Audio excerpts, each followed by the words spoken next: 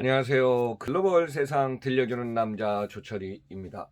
2020년 12월 4일 금요일 방송 시작합니다. 자, 오늘도 12월 들어서 벌써 첫 번째 주말이 된 것 같습니다. 여러분들 벌써 올 2020년 이제 한 달도 안 남았네요. 예, 여러분들 하루하루 건강 지키면서 잘 즐겁고 행복한 시간 되시면서 자, 오늘 아침 방송 스타트 하겠습니다. 자, 글로벌 세상이 너무 급변하고 있기 때문에 최근에 큰 변화와 트렌드를 갖다가 빠른 기사로 여러분들한테 요점 정리해서 제공하겠습니다. 자, 달러 값이 최근에 바이든 정부의 2021년 1월 예상에서 지금 달러가 지금 하락하고 있습니다. 그래서 지금 2년 6개월 만에 1달러가 지금 1,000원대로 들어섰습니다. 잠정적으로는 1,040원까지 간다는 예측치가 있습니다. 자, 두 번째 소식입니다. 올해 코스피가 최근 들어서 2,600선을 넘어서더니 최고치 경신하더니 바로 2,700선 눈앞에 와 있습니다. 최고치 갱신하고 있습니다.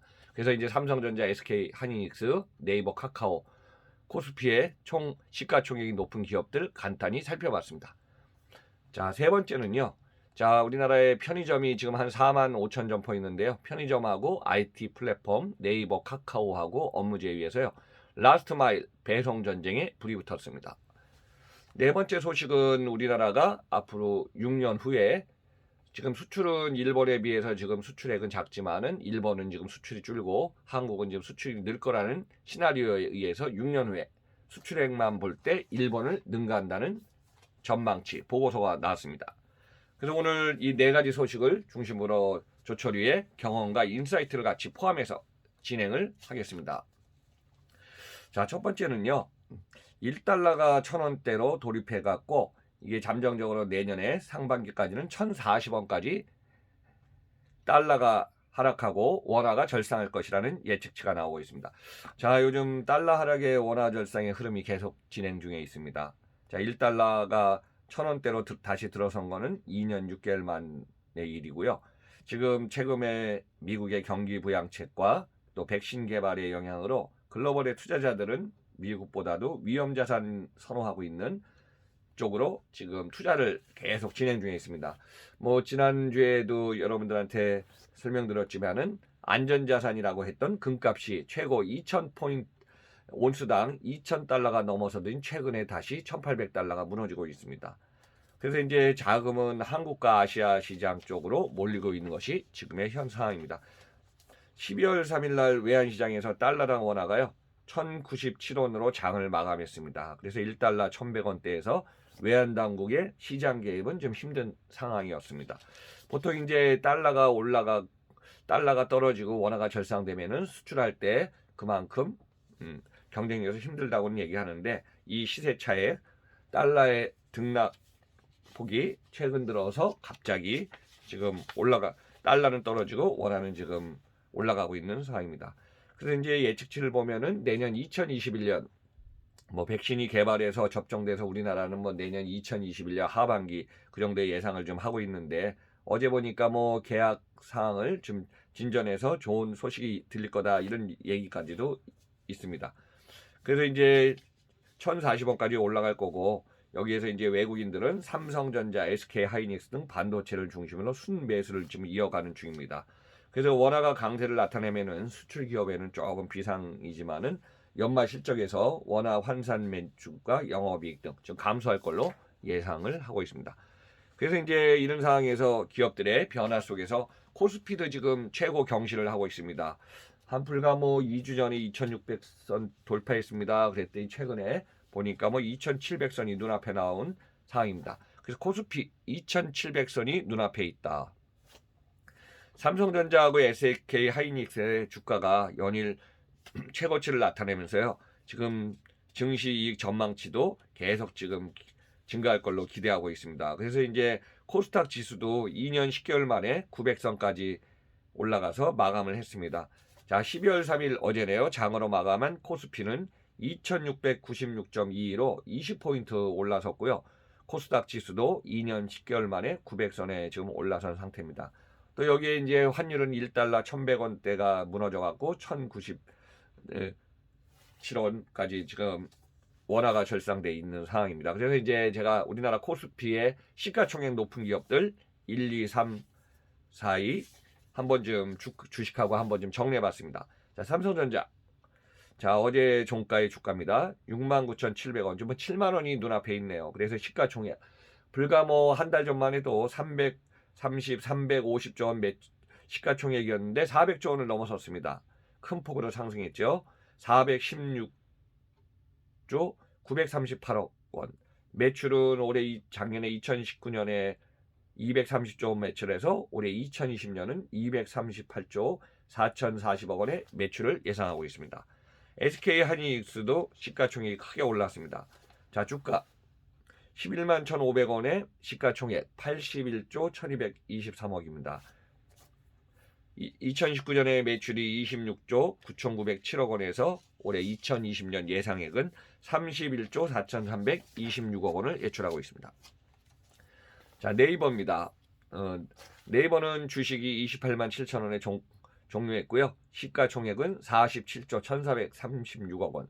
매출은 2019년 6조 5,934억 원에서요. 올해 매출은 조금 줄어드네요. 약 1조 정도. 5조 6,732억 원을 예상하고 있습니다. 근데 영업이익이 크게 늘어났습니다. 2019년에 7,101억 원에서요. 올해 2020년 예상액은 1조를 넘어섰네요. 1조 1,560억 원입니다. 자, 카카오의 주식입니다. 37만 4천 원에서요. 시가총액은 33조 166억 원입니다. 자, 매출은 2019년에 3조 701억 원에서 올해 2020년은 4조 원이 넘어서겠습니다. 그래서 지금 달러는 하락하고 원화는 상승하고 코스피는 2,700선을 눈앞에 두고서 조만간에 2,700원 넘어설 것 같습니다. 자, 세 번째 소식입니다.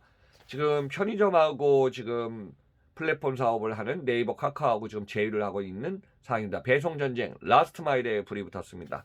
자, 참고로 여러분들 우리나라 편의점은요, 한 4만 5천 개 점포가 있고 편의점의 1위, 점포차는 뭐 몇백 점포 안 되지만은 GS25가 한 14,000, 15,000 점포 정도 달려가고요. CU도 거의 비슷한 14,000에서 15,000 정도 점포 수를 비슷하게 가고 있습니다. 그리고 나머지 세븐일레븐이 한 9,000에서 10,000점포 정도 되고요. 이마트 45 이런 순입니다. 매출 규모는 한 25조 원 이상 넘어섰고요. 우리나라 편의점 1988년도 아시아 선수촌 들어가서 1990년부터 시작했으니까 우리나라 편의점 역사도 30년이 된 것 같습니다. 참고로 편의점은 시간과 장소와 구매의 편리성에 최근에 이제 콘텐츠의 편리성에 배송의 편리성까지 갖춘 집 앞 동네에 가까운 반경 1km 전후 배송은 1.5km까지 배송이 가능한 것이 우리의 편의점입니다. 최근에 이제 편의점에서 CU는 네이버하고 손잡고요. GS25는 카카오와 손잡고 편의점의 배달 서비스를 강화하고 있는 상태입니다. 그런데 이제 편의점 기업이 코로나 후에 급증한 물량을 소화하기 위해서 전문 배달 앱 또는 포털 사이트와도 적극적으로 제휴해서 서비스 강화에 나서고 있는 움직임을 보이고 있습니다. 자, CU의 운영사인 BJF 리테일이죠. 2020년 올해 3월부터 시작한 네이버 스마트 주문 서비스를 전국적으로 지금 확대한다고 12월 3일 날 발표했습니다. 그러니까 소비자가 네이버의 스마트 주문에서 결제를 하면은 반경 1.5km 이내의 CU 점포에서 배달해주는 서비스입니다. 올해 3월 도입 당시보다 316.9% 증가한 상태고 네이버 페이를 이용해서 간편 결제 서비스도 지원한다는 것입니다. 자, 라이벌인 GS25도 2020년 11월부터 카카오톡에 주문하기에 입점을 해 있기 때문에 배달 서비스를 강화한다고 하고 있습니다. 그러니까 소비자는 카카오톡에 접속해 갖고요. 전국에 5,000개의 GS25 점포에 있는 삼각김밥, 샌드위치, 음료 등 약 800여 종의 상품을 주문할 수 있는 상태가 되는 것입니다. 그래서 이제 GS25는 이 서비스를 도보 배달 플랫폼 우리 동네 딜리버리와 연계할 계획이라고 하고 있습니다. 자, 전국에 3,000여 개의 점포에서 배달 서비스를 하고 있는 세븐일레븐은요. 2021년에 카카오와 네이버에 입점한다는 계획을 발표했습니다. 자, 이마트 25는 전국 대학교 캠퍼스 안으로 사업을 확장하는 것을 지금 전국 대학생 생활협동조합까지 손잡는 방식을 지금 채택하고 있습니다. 자, 이와 같이 지금 편의점 업계는 기업의 IT 기업과 제휴로 판매 영역을 갖다 확대하고 그다음에 배송 전쟁에 지금 불이 붙은 상황입니다. 제가 말씀드렸지만은 이번 코로나로 인해서 지만 집 앞 방콕에서 주문하는 경향이 늘어났고요. 기업들은 혼자서 단독으로 어떤 원 플레이어 경영을 하는 것보다는 관련 기업 또는 IT 융합 플랫폼을 갖고 있는 기업과 업무 제휴해서 확산 범위 속도를 갖다 넓히면서 배송은 밀집도 배송 간격을 갖다 좁히는 것이 최근의 주요한 특징입니다. 자, 네 번째 소식 갖고 왔습니다. 자, 한국의 수출액이 2026년 일본을 앞선다는 보고서가 나왔습니다. 여러분들 참고로 이제 한국과 일본을 비교해 보면요. 한국은 인구가 약 5,200만 명으로 일본의 1억 2,600만 명 이상의 2.25배가 일본이 많습니다. 면적은 10만 킬로 해배고요. 그다음 일본은 우리나라의 3.8배, 38만 킬로 해배입니다. 참고로 이제 수도 서울은요. 인구가 이제 1,000만 이하로 돼서 한 980만 명이고요. 우리나라 서울의 3배인 도쿄의 땅은 토지 면적이 3배인데요. 도쿄는 인구가 한 1,300만 명 정도 규모에 이루고 있습니다. 그래서 이제 전국경제인연합회가 수출 경쟁력 보고서를 발표한 거 최근 걸 보니까요. 2019년 일본과 수출의 격차는 1,637억 달러의 차이를 나타내고 있습니다. 그래서 이제 한국이 2026년이 되면 일본을 추월해 갖고 세계 5위 수출국이 될 것이라는 전망 보고서를 냈습니다. 이제 한국은 전제 조건이 수출 증가세를 계속 조금씩 유지하고요. 일본은 지금 수출이 감소세를 이어가고 있어서 이 감소한다는 전제하에서 2026년에 역전한다는 상황입니다. 자, 미국이 트럼프가 4년 전에 대통령 되면서 환태평양 경제 동반자 협정 TPP를 갖다가 지금 탈퇴하지 않았습니까? 근데 이제 바이든 행정부가 되면서 2021년에 TPP도 다시 이제 가입을 추진한다는 전제 조건에서 공세적인 통상 정책을 좀 실행해야 될 걸로 보고 있습니다. 그래서 우리나라도 지금 TPP에 들어갈 가능성을 좀 시사하고 있는 것으로 보이고 있습니다.